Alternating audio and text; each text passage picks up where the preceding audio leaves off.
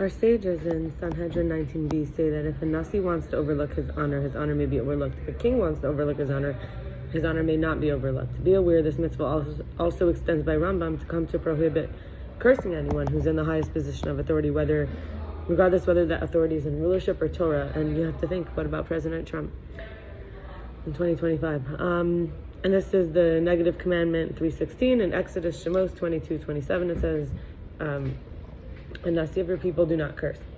So Marcus Aurelius has a book, it's called Meditations 10, number 4. It says, if they've made a mistake, correct them gently, show them where they went wrong. If you can't do that, then the blame lies with you or no one. I want to share from Shawn, sheshn, Hashmatpour, but first there was a woman in 770, her name is Rochel. She taught me these ideas in her own words, that objects have their own will. Everything has its will. For example, the park might call me their space, and time has its own will. And also sometimes avoiding being seen or conscious exposure is necessary. I'm thinking from my own words, like when a new identity is in process. And before we go to Shawn, sheshn, Hashmatpour, I just want to say, I was thinking about how this divine chariot, I've been thinking about Ezekiel and how there's a lion, an ox, an eagle, and a human, how maybe the other three parts, of each one, let's say we're each a quarter lion, right? And then if you think about it, there was actually 12 tribes, and the 3 of them, which is a quarter, were actually said to be lions in different places in the Torah. Dan, Gad, and Judah.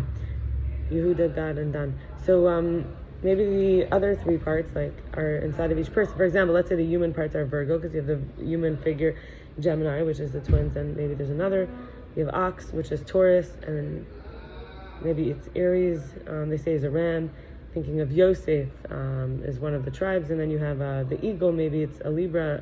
Or the air signs like Aquarius, maybe another one, because it's the bird is flying. Anyway, so yeah, Shawn, sheshn, Hashmatpour. We have to break our feedback loops and beliefs by proving them incomplete or wrong.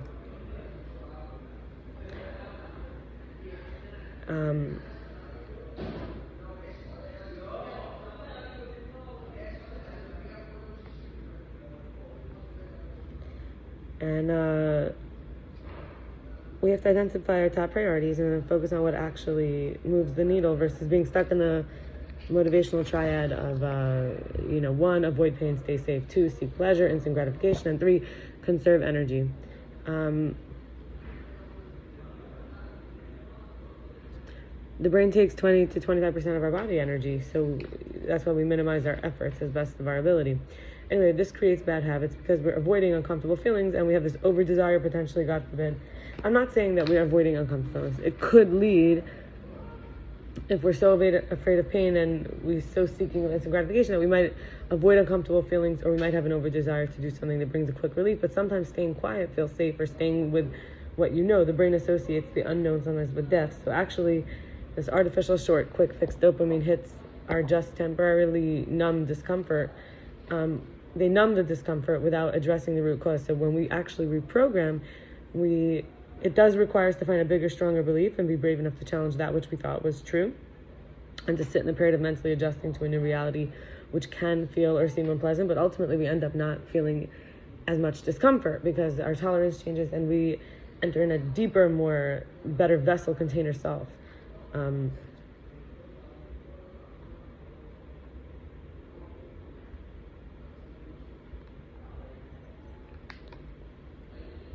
Rick Hanson and Oren sofer talk about techniques when communication issues, when there is communication issues. So I remember that it's not about me.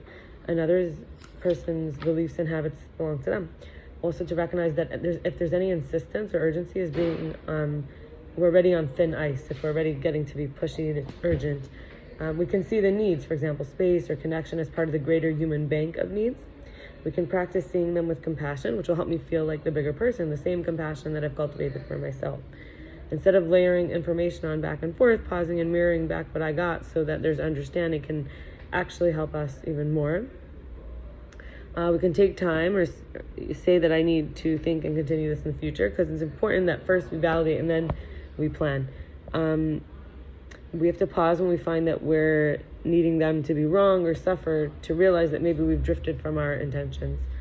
I'm going to share from 2 meetings I went to after I shared from Annie Lala. Annie Lala says we imprint from our parents, for example, our father, but So then we have to choose the best version of that person we can find. Let's say it's a screaming person, so you have to get the most inspiring screamer man to be found. The emotionally unavailable men, then it should be the most inspiring emotionally unavailable men. She says the relationship is meant for consciously, unconsciously growing, like the sculpture in the marble. They bring out the best art of us, the people that we're in relationships with. And we can find someone to do the work with who matches, where we need to heal, but loves us, where it all works out this time around. Like, it's the person originally that may have been unavailable, but this time around we actually have a partner in the journey of facing all this. And we should regularly be sending love and kindness to the one who challenges us. We are being the best version of ourselves, and it's like a game to everyone, not just the one we decided we like, but we can actually have the avatars of the king imposed on every man or woman that we deal with. In other words, if let's say I'm like this amazing person, this is helpful if you're not in a relationship especially, then everyone you interact with is a representative of this person that is amazing, like person, and then you can already start having your relationship with them before you even physically meet them or know them, and then when we're feeling challenged, we could send loving kindness, like to recognize that it's causing us to grow. It's our relationship to discomfort and challenge. And also we can do a spiritual bird call. I sometimes like send out like to my one, like to my person, like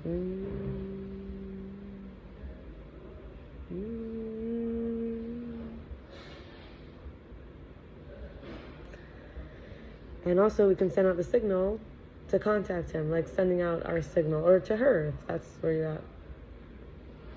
If you're a man trying to send out that signal. But I'm saying as a woman, we send out our signal to draw him in, like...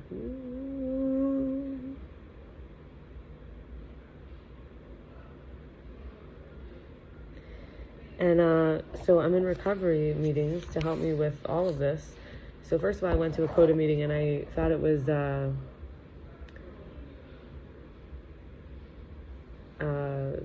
basically, I got some realizations, maybe like 9 realizations. So the first one was that I had not realized that I could have been difficult with the bed for my father. Like, I thought it was him I always thought it was him that scared me, but actually he tried to use an alarm when I was wetting the bed in my underwear. It was a very horrible experience for me, but the fear, like,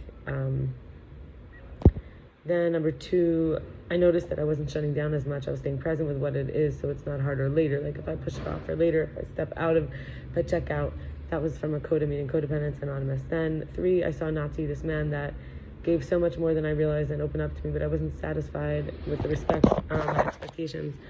But I also felt that he had moved on by the time I wrote this. This is going back some time. Number 4, remembering that I need to be held and having to lay on my parents' floor sometimes as a kid. Number 5, that my body had been telling me when it's full. That was amazing to start getting those signals. 6, that my life is enjoyable enough without someone distracting me. Number 7, I found my art in my mother's trash can, and she tried to change the subject and talk about the coats and pretend it fell, but there, but I didn't understand from where. I felt hurt, and she just went silent, and I let out a judgment that she's hogging a Section 8 apartment, 3-bedroom, that's meant for a mother with many kids who needs it to move, who needs it more than her. 8, I was using the triggers to learn more about myself instead of escaping, noticing I could be more curious, more attentive, channeling toward bonding with myself. And 9, for the empowerment by taking time more groundedly, where my feet are like the ego as shoes, protects and progresses me. It's Chabad.org said something like how the animal soul is like shoes. Like our whole soul is like most of us, and then the animal soul is like a shoe, just to carry us around, something like, so it's sending into the earth, and calling out with my heart and body, even if tomorrow, like from today, my honesty can change, because if I'm being completely honest with my higher power, like I could learn something new. It's like a process. And then I wanted to share from a different meeting, SLAA meeting, which is sex and love addiction, if you identify as avoidant or anxious in love and relationships.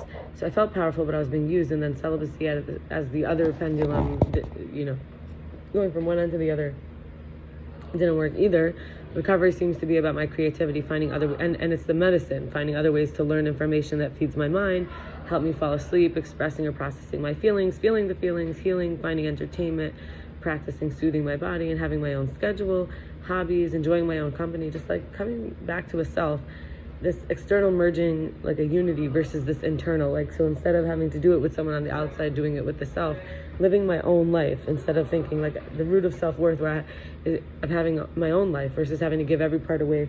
And then, of course, the heartbreak, choosing emotionally unavailable men, it seemed to bring me more inspiration. Like, this is the payoffs that I had. Like, it awakened my passions, plus the familiar territory of self-pity, excusing myself for going down a level because I'm a victim, even revengeful, violent thoughts, wishing harm on the one who rejected me, feeling that in proving that I'm valuable, I could feel more valuable to myself, wanting, but really, the isolated parts I wanted someone to love, to be or to love, is using them to be or to love my darkness, rather than impressing them, putting my best foot forward, like as if my wholeness is dependent on them, that they need to be able to see my darkness and love me anyway, rather than me, myself.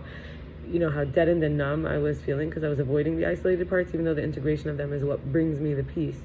So, and then, recognizing we really do, each one, after we get to this place, we say, I want novelty. I want you. So instead of using someone new to see my life and myself with fresh eyes, I can see myself and my life with fresh eyes. And we'll stop here, and I wish you all the best. Bye.